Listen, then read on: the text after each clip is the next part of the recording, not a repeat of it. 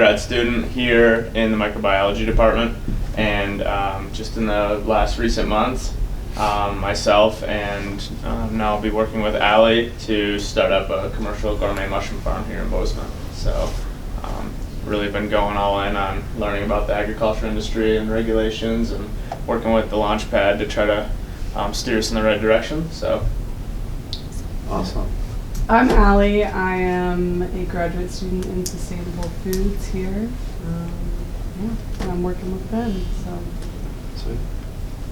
I'm Emma. I'm a senior and I'm majoring in business management and finance, but I'm really interested in food waste.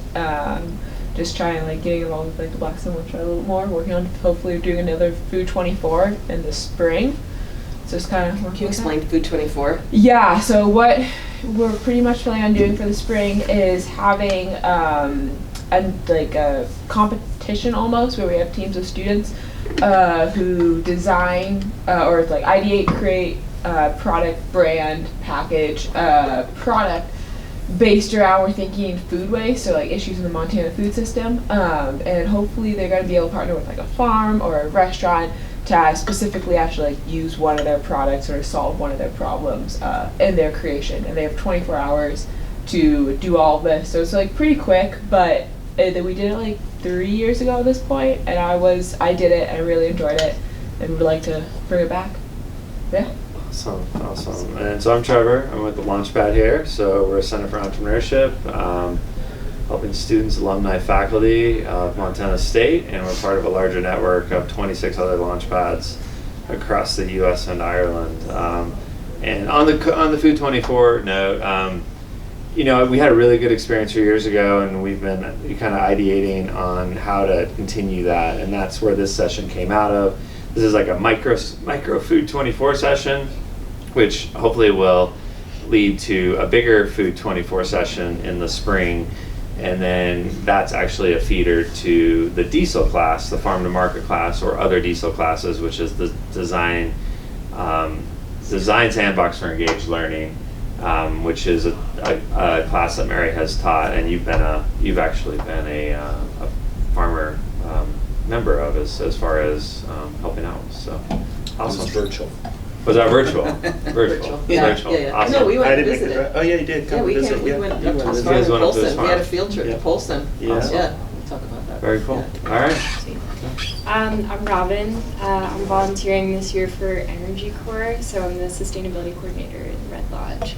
Basically, helping them to reduce carbon emissions and energy costs and stuff. Excellent. My name is Alyssa. I'm a graduate student in the Sustainable Food Systems program. So I'm Carl Sutton. I have Fresh Roots Farm over in Polson.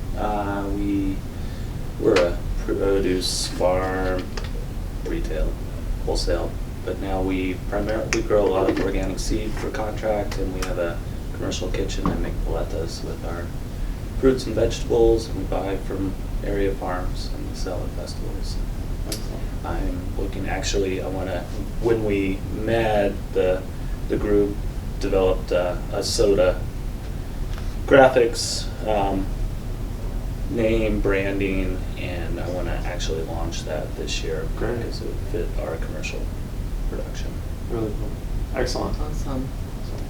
Yeah, so I'm Mary Stein. I haven't met Ben before, and I haven't met Robin before. I've met everybody else in the room before, and I'm part of a trio of faculty that teach this course called Farm to Market, which is taught, as Trevor said, in the Diesel Lab, which is Design Sandbox for Engaged Learning. Let me back up a little bit. So this design thinking model was launched at Stanford, at the D School at Stanford, and it's really about bringing together multiple disciplines to innovate around a problem. So that's how we approach it, is we kind of identify what the problem is, and then we have teams of students that are sustainable food system students, business students, and graphic design students that are in these interdisciplinary teams, and collectively they're addressing this problem through some new product innovation. Okay, so the big problem that we had that Carl was involved with was that we know that agricultural producers in the state of Montana have a fair amount of product that they don't have a really great market for. So we're calling that kind of the waste area, or just undervalued area of their farm. So in Carl's case, he grows a lot of fruit. And so the students went out to visit the farm, that was such a fabulous field trip. I want to do that again. I mean, I don't know how many of you spend time in the against the Mission Mountains there in Polson. Is that the Pretty good Mission spot. Valley? That's Yeah, the Mission it's the Valley, Mission right? Valley. Flathead Valley's up Pretty above good there. spot there. Oh my God, it's heaven. It's heaven on earth up there. And yeah, so he has such a cool operation. And they've got this product, this Flare Pop, is it called Flare Pop? Flare Pop. So they basically, they're popsicles with fruit that they sell at all these music festivals. In fact, I saw them, or I saw the cart. I never ran into you at this festival in Whitefish this summer. Yeah. Yeah, so that's one of their value-added products, but they still have more that is not being optimized on their operations. So the students got together with Carl and his wife Darcy and your adorable daughter Kina, and she's a seller. She says, I'm sure she is. She's adorable. And so they, are trying to say, what can we do with some of this food waste or underutilized food from this farm to really help add some value to their operation? And so the students came up with this soda product. And there were various iterations of it. The dried fruit cap thing, I don't think that's going anywhere. No. Yeah. That seemed like a little bit over the That's- top. Yeah. So anyway. It's plastic. It's Yeah. So anyway, avoid that waste stream. so they kind of, there is this product that they designed. They designed the label for it, the whole branding of this product, kind of the business marketing plan to a certain degree, as much as they could do in a quick semester. So now hopefully Carl's going to take off with this. What else can I say about this? Can we just talk about the design thinking model for 1 minute, and then we're just going to do an activity. That's really what this is going to be about. And I honestly just learned about this when starting to teach this class. This has been a hugely valuable learning experience for me in teaching this class in the Diesel Lab, because my background is food systems, and I don't know a whole lot about product innovation. But in teaching this class, I've learned a heck of a lot, and I dig it for so many reasons, because I think it's a way of approaching problem solving across, whether you're creating a product or you're just trying to solve a really hairy, complex problem.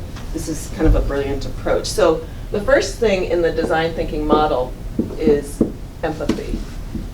You're identifying who it is that you're trying to solve a problem for. And in the case of our diesel class, there's a couple of audiences that we're trying to solve a problem for.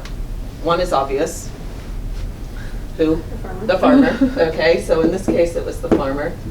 But when you're developing a new food product, who else are you needing to have empathy for? Or the consumer, absolutely. So this is kind of really central to this design thinking model. It's just really being clear about who it is that you're serving in this case. That obviously this is really huge, defining the problem. Another critical step in the design thinking model. So in the case, what was the problem we were trying to solve for you, Carl? Waste stream. Waste We had stream. Second quality fruit that was being fed pigs, which it was great pigs, but. All right, so, and a lot of you guys have seen the food waste pyramid. Have you guys seen this? Oh, I wish I have it on my computer somewhere. I'm gonna pull it up before the end of the day. So the food waste pyramid is, I think, a super fascinating way to talk about the waste stream, because basically we know that we waste about 40% of food in America, mostly at the consumption level, not so much at the field level. I mean, there's a fair amount at the field level, but so the idea around this inverted pyramid is where what is the most efficient way to address food waste in terms of minimizing greenhouse gas emissions from our waste stream. So the top of this pyramid, of course, is refeeding it to humans. Where can we figure out how to repurpose that food for human consumption? Next is Carl's pigs. This is animals. Further on down, and I'm going to miss a category in here, but we've got compost further on down. And then, of course, at the base of this pyramid is what we don't want to do, which is landfill, okay? So it's really important to kind of think about that step by step. What is the most efficient way to, in terms of greenhouse gas mitigation, to be addressing waste, okay? Hi. Hi. How are you? I'm doing well. How are you? Introduce yourself to the whole gang. Hi, I'm Evelyn. I was in Mary's intro SFBS class, and I am president of Friends of Local Foods with Audrey Smith. So, yeah. New I'm leadership excited for to Friends be of Local here. Foods Yeah. stepped up this year. We're so excited. Yeah. That's such Great. a good book. Give Evelyn a Yeah, hand. I haven't gotten very far in it. I'm really excited. It seems Thank really you. good. Yeah. Yeah. Awesome. Okay, so yeah, I digress on the food inverted waste pyramid, but the next process in the design thinking model is ideate, and this is super fun, you guys. And this is the part where there's no wrong answers in this particular part. This is right. I mean, where do you guys feel the most creative in your day? I know I have a couple of spots, like physically, like what time of day, what's the setting? 2 a.m. 2 a.m. What's going on at 2 a.m. for you? Just kind of strung out and exhausted, and things start flowing. And what do you do about it? Do you write things down? Totally. That's so Yeah, great. Jump right on it. Awesome. That's fabulous. Who else? What else? Were there other situations where you feel creative? I think, like, after I get up in the morning, things are quiet, and just it's a time that stuff just starts coming out after kind of resetting after a good night's rest. Yeah. Awesome. Do you write things down? Yeah, absolutely. Yeah, good. Grab whatever I can. Yeah. The back of an envelope, Yeah. scrap paper, whatever it is. Yeah. Write it down. Yeah. Emma, how about you? I think like 6 a.m. in the morning, like it's quiet, nobody's up yet, or also if I'm like working out, just like on like a long run or a long ski, not much else going on, Yeah. and just like start thinking. I guess I can't really write things down at that Mhm. point, but try to remember it. Like if it's I know if it's like, I know it's worth thinking about more if it like comes back to me later. Mhm. Then like maybe I'll start Yeah. pursuing it. Yeah. There's another time, I'll just bring this up, there's another time that definitely this has recurred many times. After I go somewhere, on the flight back, Yeah. it could be any time of the day, but there's something about the background noise and the sound, and I'm just like, whoa, where are these ideas coming from? There's something about Yeah. airplanes, Yeah. honestly. I think it's they pressurize it at like 9,000 feet. No, there's something to this because it's also, people get very emotional I was on gonna say planes. that. I Yeah. get super emotional. I've cried so get many sentimental. times on the plane. There's something that happens. Oh, that's cool to hear that. I'm not Yeah, I know. There was, I remember. So it's a special finishing- time, so take Yeah. advantage. Yeah. Pull Yeah. some sad songs, get Yeah, sentimental sad about my songs. parents. It's awesome. Okay. So, anybody else? Favorite spots to be creative? Evelyn? Yeah, just before like getting really excited and like having a lot of energy, and then like using that energy going on a run or something like that, and like all of these ideas are flowing because you're out Mhm. on like a gorgeous trail, and Yeah. then yeah. when you get home you're kind of exhausted, so you're able to like just reflect on it. And, Yeah. Yeah. Yeah, I know. For me, I agree that going on runs is a really creative time. Yeah. I have difficulty capturing it because I'll finish the run and I'll forget. But that could be because I'm old. I don't know who knows. But, I got one more. yeah. I think when I like walk home, yeah. Mhm. sometimes after like, it's like 4 or 5 o'clock and I start walking home, I notice I'll like catch myself in these like made up conversations in my head, like as if like this person in my life was to like present this issue, here's like the things I would start saying to him, and I'll start just running with that conversation. By the time I'm off campus, I like have my notepad out and I'm just writing stuff down like aggressively, and then all of a sudden I'm at my front door and I don't even like remember the walk home. Yeah. Just, Yeah. like, I'll have like pages of notes that I just wrote down on my phone. Amazing. That Just kind of- promise me you stop at the cross streets. I do. Okay. There's this thing with, yeah. Safety. Yeah, safety first. That was the video I sent you guys. It was just like, it hit me while I was walking home. Remember? I was just like, now's the time. Now is when I have to make my video. That's exactly That's that. right, that's right, that was good. That's so good. All right. Alyssa, creative moment? I feel like I go on walks. Mm-hmm. Like if I need to think, I'll intentionally get out of my house and just go for a walk. Yeah. Yeah. Yeah. Or when I'm doing something more physical, like when I'm doing farm work or going on a run, Gotcha. doing something physical with my body and Awesome. letting my brain wander. Yeah. Farm work is. How about you, Robin? I feel like it's any time I ease the pressure off of like needing to have an idea. Right. So like taking a walk or a break or whatever. Yeah. Like if I'm sitting there like I need to think of something, I'm like Yeah, yeah. not too going much to because pressure. there's all this pressure. And then when I walk away from it, that's when I'm starting like, oh, like, okay, we could do this and this and this. Yeah, awesome. I think for me, it's a lot of the times when I'm like, when I find myself in cross-disciplinary situations. Yeah. So like, I'll be in one class, but it'll help me make connections between another class or another subject. You're bringing up something that, there's this amazing book. There's so many amazing books, so, like the Malcolm Gladwell books, The Tipping Point, all those things. But there's also this really cool book called the Medici Effect. Who's the Medicis? You guys, Medici? Do you know? The Italian. Yeah, Medici, yeah. Medici, I don't know how you say that. Do you remember this family? Who they were?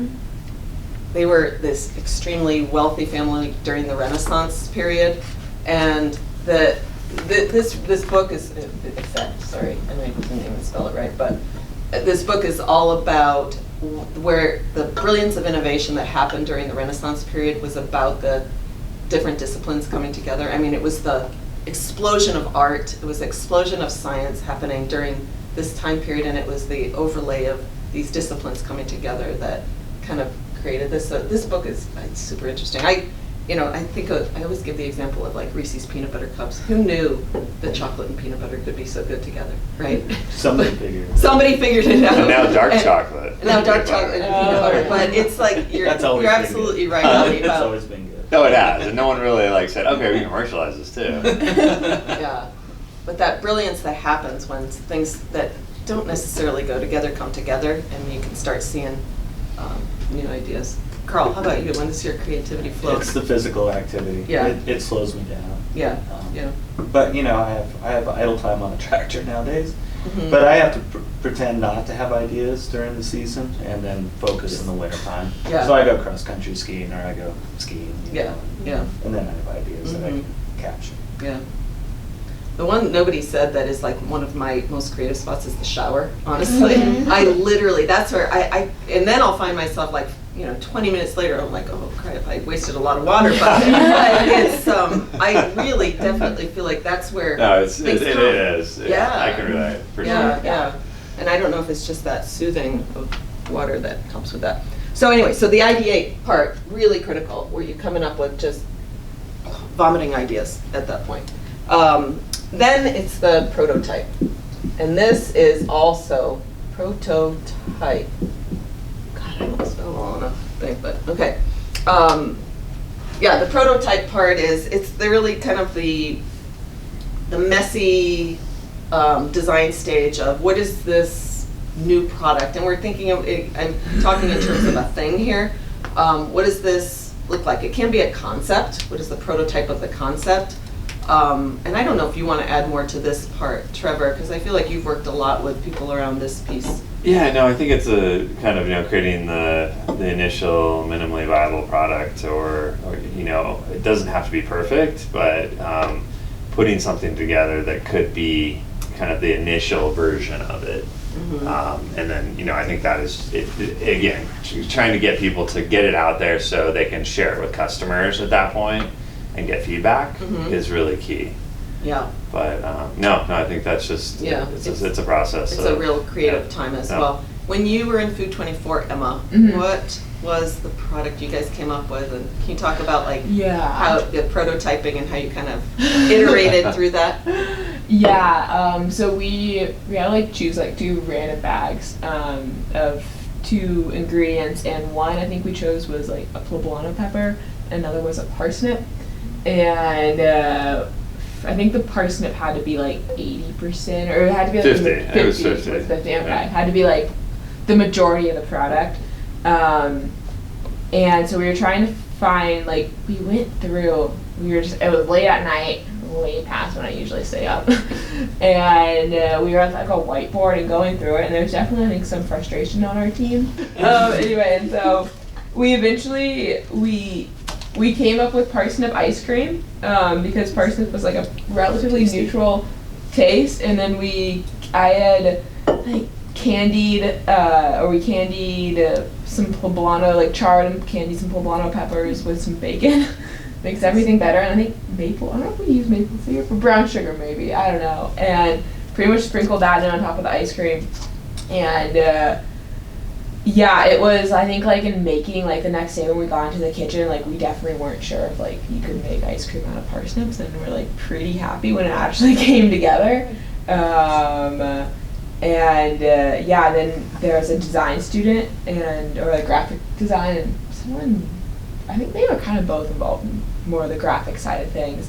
And like were really great. Like I had never seen any of the like technology they were using to like design the stickers and the products and everything. So it was pretty awesome. And like we pretty much then like took those like yogurt cups that like are more like dessert, where it's like chocolate yogurt with like M&Ms and like a separated cup on top, and use that same idea to like put the ice cream in the bottom and then like the topping, poblano bacon, whatever, on top for the packaging. And it took a bit, and it was like, but it was frustrating too. But yeah, I think there are a lot of different ideas that came out, and like if we want to go like the health route, because it was like parsnip or what exactly, and what we came up with definitely wasn't a health product, but it was like an interesting way to like kind of also just like use a product that people might have extra of, or not really go for a parsnip, but we'll go get carrot.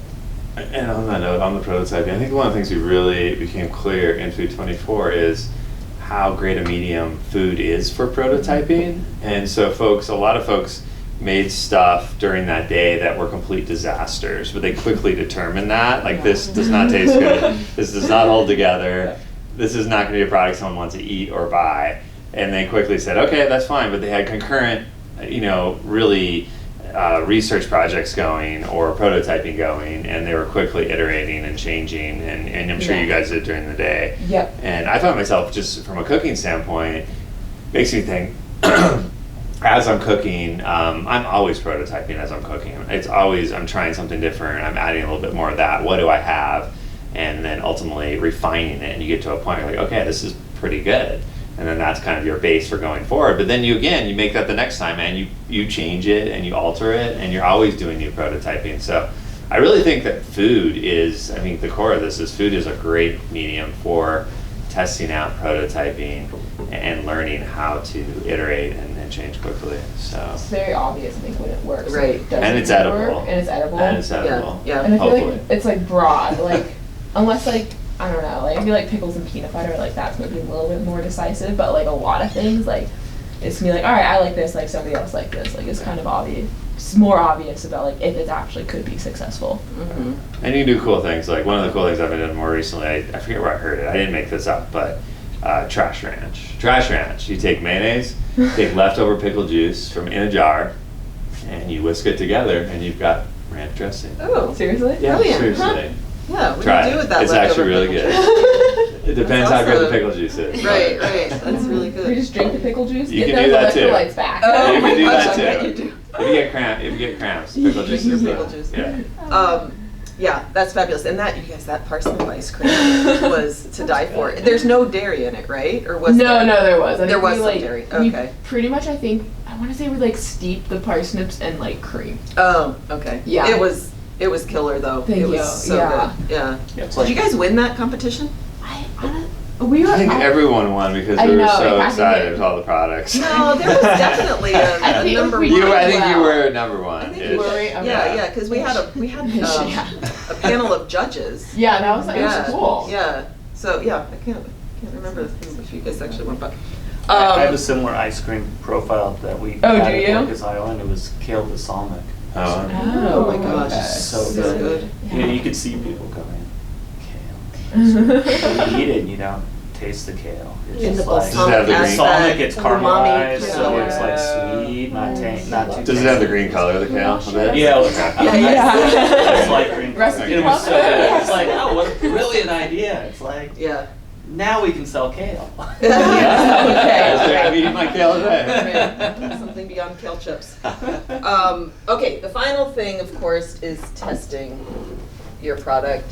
And then this is really important because that is it a really viable product? You're testing it with consumer groups, you're doing taste testing, consumer acceptance around even the visual packaging, how it's working for them. So this is really important. And what's really cool is then you go no, it's actually probably back to here. This becomes a really cool cycle here where you're just continuing to refine and refine. And Trevor, I don't know if you want to talk for a couple of minutes about Farmented and about them in this cycle right here. So Farmented was, I'll just say quick and then Trevor's going to take. Farmented was the product line of fermented foods that did anybody go to the Pachaca Chip Talks? Mm-hmm. So that actually was something that came out of this farm to market class, but where they ended in the farm to market class is a very different product than what they have now, because they kept going in this cycle. They worked with Blackstone Launchpad afterwards. They've actually worked with some folks from the College of Business who created this really cool business plan for them over time. They've competed in various entrepreneurial pitch competitions, gotten a lot of feedback on that, so they just keep cycling through this until their product kind of reached a much more viable form. So, Yeah, no, I think. did I just talk about that? You kind of did. That was entirely? good. I mean, I think there's not a whole lot else to add. I mean, I know they also did testing, even looking at their fermentation process and how long they were fermenting, and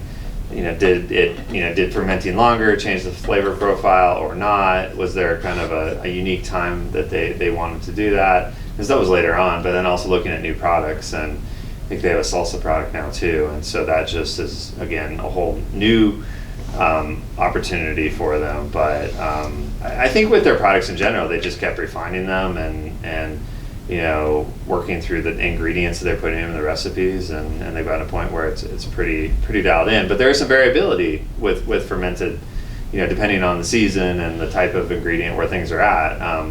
There is some natural variability, which is a benefit to their product. So yeah, I don't have a whole lot to add. You did a great job. Okay, and those guys they're not actually adding microbes into their system. They're using the naturally occurring microbes on the food products. So, which is the variability, seasonal variability comes in from that. So, pretty Which is good, interesting. right? It's Yeah. just like Right. cheese yeah. or. I mean, let's think about our gut microbiome. Yeah. Those guys are really having a kind of a brilliant product with that. So, okay, so now we get to the fun part.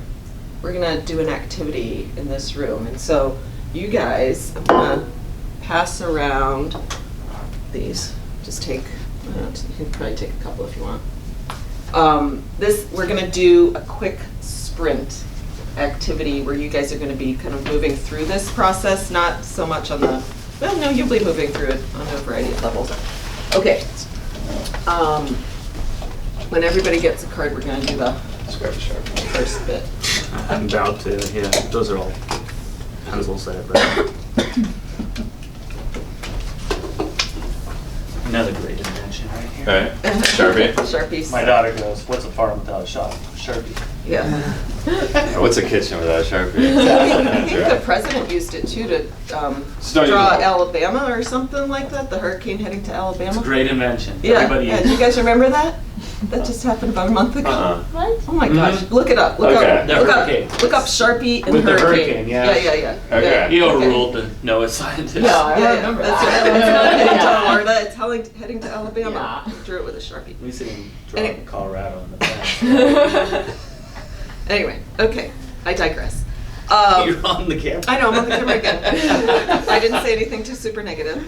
Okay, so for 15 seconds, okay, you guys, on your index cards, write down a food that you have a very strong emotional connection to. So now, how many people do? 1, 2, 3, 4, 5, 6, 7, 8. Let's get in groups of 2. Is that not enough? Do you think we should do groups of we should 3? do 3. 3, okay. You guys need to get in groups of 3. And actually, Ben and Allie, I think you guys should split up on this one just because you've worked a lot together. So get in groups of 3. So we have 1, 2, 3, 4. You're tasked with the following. Deconstruct your collective products back to the ingredients. So if somebody has like a certain dish that has multiple ingredients, deconstruct it back to the ingredients. And then combine your deconstructed ingredients back to a new product. So we're going to come back together and hear about the new product. But what we want everybody to do is to name the product, identify the target market, and identify where and how this will be sold. What if your product is like deconstructed? Yeah. Mine is pretty deconstructed already, so you're just bringing those ingredients Okay. back together to create a single food product. Yeah. And are we solving a food system issue?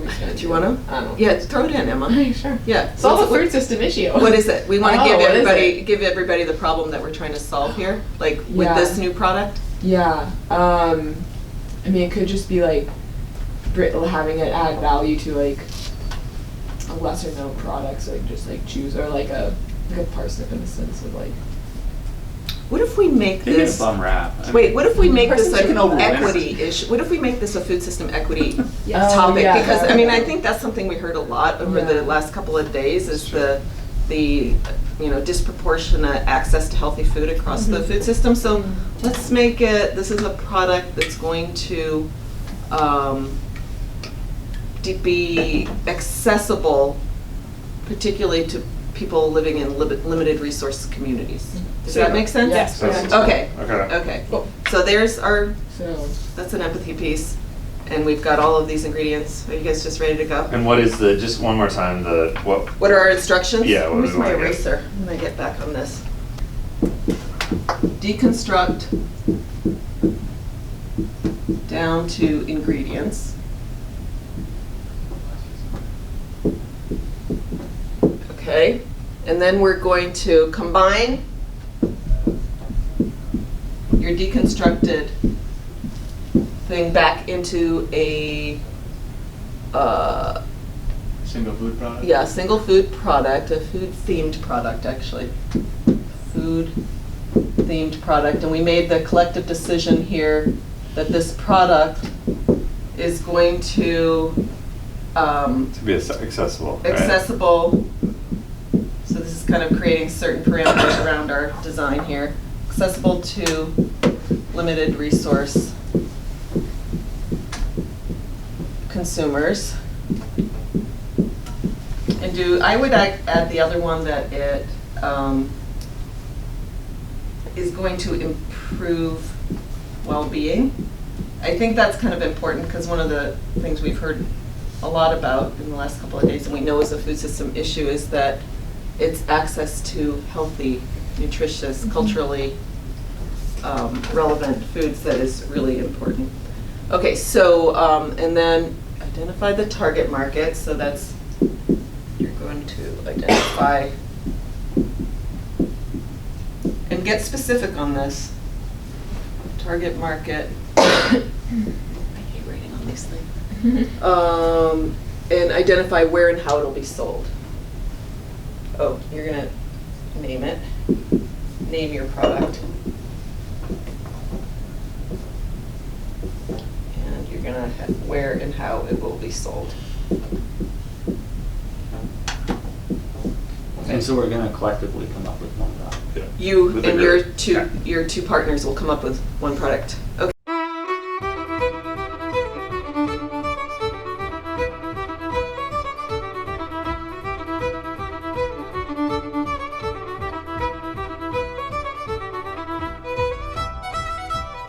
Okay, who wants to go first? You guys present your awesome product idea. We'll go. All right, go Emma. So our three products were, mine's like peanut butter, and then we had grits and strawberries.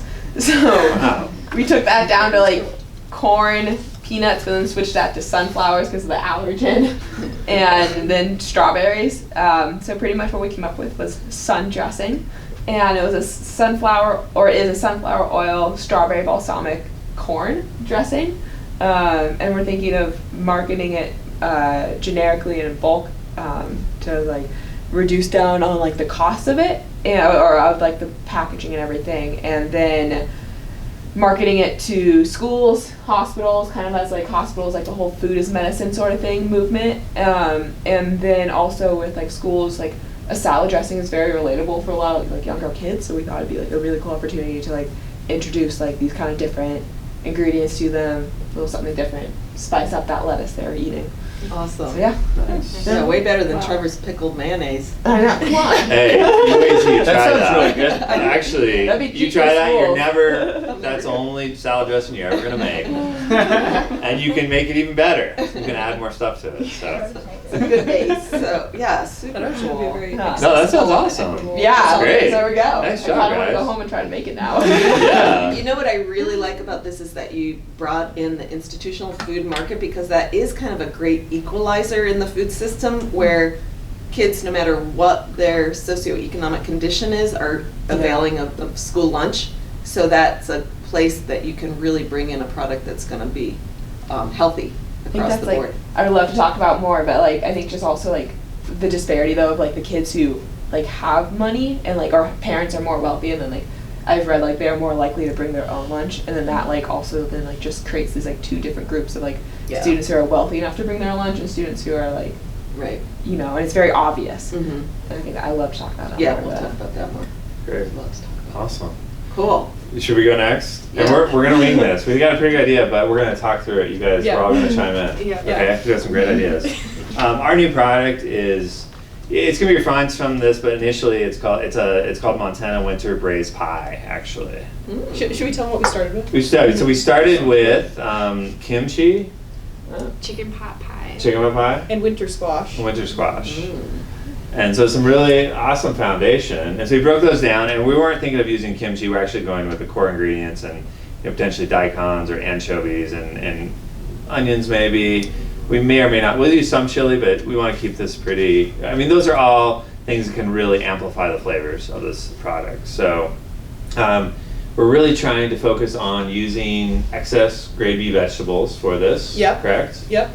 And one of our target markets would be working with schools and kids and families that need to make a meal that will, be very nutritious but last for a long period of time. And this would be like literally in a crock pot. So we're talking braised, we're talking using a crock pot, but they would get a bag of all these ingredients and all prepped already. So winter squash can sometimes be intimidating to prep.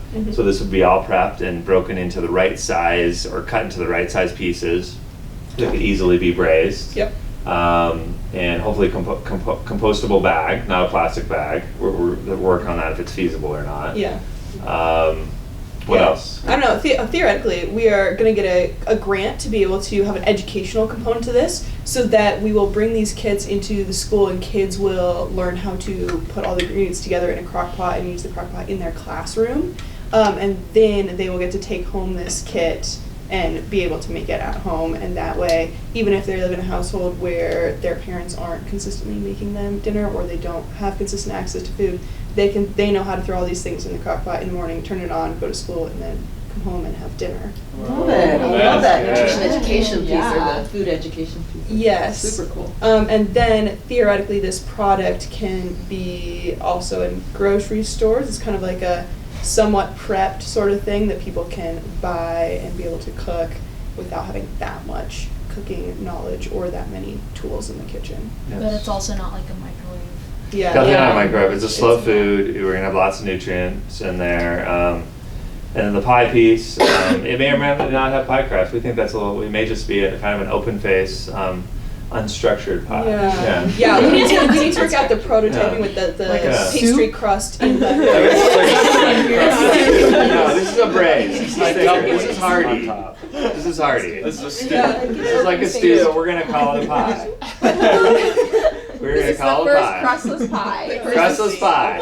Crustless pie That's soup. innovative right there. Why not? Yeah. And we like the structure of the pastry crust, but we're not sure how it'll work in the crock pot, and then that's also just kind of a.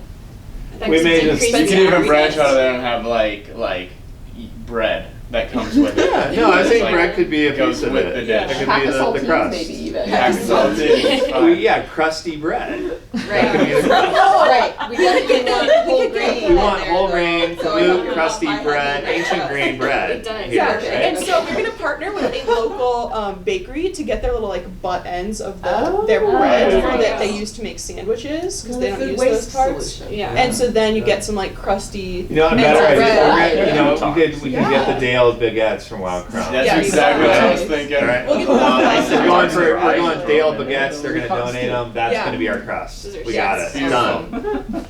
You know, another brilliant piece of this that you guys did was you're introducing it in the classroom with kids, and then also having it accessible in the grocery store. Mhm. There's a huge power to that, where Mhm. kids are going with their parents and saying, "Oh, I want that. I did that in school, Mom. Let's Yeah. get that." So Definitely. that marketing piece is you're building into it already. Marketing to youth. Marketing to youth. Yep. Yep. Love that. Youth buying power. Yeah. Awesome. Cool.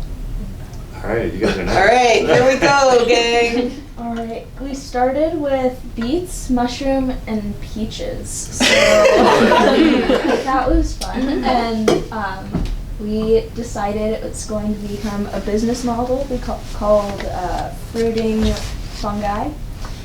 So pretty much we're taking all of the fiber and wasted products like the peach pits and like the beets, and we're or like discarded beets, and we're making that into like a mulchy kind of product that we're going to use to grow the fungus, which I don't quite understand, so Ben's gonna explain. And one caveat here, we understand that peach pits have toxicity with arsenic, so we're removing the toxic part of the peach pit through, and this is an economic development opportunity for this community, because we're Yeah. creating a plant that's creating this biomass mulch from a variety of agricultural waste products Yeah. that will then go into the substrate that forms the mushroom. Mushrooms. Okay. But not arsenic mushrooms. Not arsenic Yeah. mushrooms. And then that Yeah, really yeah. just leaves room to expand to other industries outside of peaches and beets. But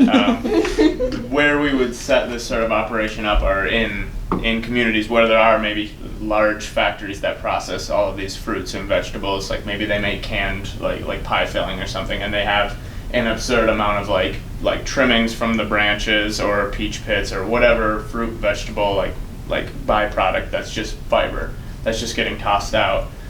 We would collect that, and we would mix that stuff up and heat sterilize it in these biodegradable bags, and then inoculate it with the fungus. Those would grow in our facility for several weeks until they're ready to fruit, and those bags themselves are what get sold to these communities for people to be able to set up in their own homes and grow their own mushrooms. And so by the time they receive these ready-to-go grow kits, all they have to do is cut the top open, spritz them with water once a day, and it'll come with like 4 of those like wooden shish kebab sticks that you would just put on there, and maybe we'll even provide them a little like fold-outable little plastic sheet that'll make a humidity dome over it. And so once a day they just have to spritz some water on it, and it'll grow mushrooms for weeks and months, and they can expect to get several pounds of mushrooms out of each kit that was made entirely cool. out of waste products. Keeps giving. This is great. Yeah. Awesome. Yeah. I don't know if we ever really figured out like how we would market it and how we would sell it though. You didn't quite get to We that didn't part, quite get but there. we I feel like we addressed the limited resource piece through this economic development opportunity around The peach pits. the waste, the Mhm. waste, agricultural waste material that's gonna ultimately provide an economic opportunity in a, Low income community. yeah, in a production facility somewhere. So we don't have it. And it gets people excited about, it's just like having people go to community gardens and do tours, and like they get empowered to feel like they can grow their own fresh, healthy produce. So they can do this with very minimal maintenance in their own homes. So it's kind of our target, I guess, is to get Great. people who aren't used to having access to being able to, maybe they don't have any land, maybe they don't have any space to have their own garden, but this is something you can do on your kitchen table. Awesome. Very cool. Yeah, This is great. yeah. I'm amazed what. 'Cause I mean, now we were talking about doing Food 24. We just did a Food 1 hour. Yeah. No, like food 10 minutes, I mean. We just did a Food 10 minutes and we killed it. So We don't need 24 Right. hours. We can just give them 10 minutes. I mean, honestly, I think minutes. that's the power of this model right there, is that we've all got it. yeah, Something in here, and when we start talking about it together, and especially when you bring in different perspectives, and different disciplines, backgrounds yeah. and disciplines, Yeah, and it this kind is of a great magic group. happens. So Yeah, that's what really makes it Mhm. powerful. So great. yeah. Well, that was fun. Yeah. All right, we gotta keep this going. We gotta work on that.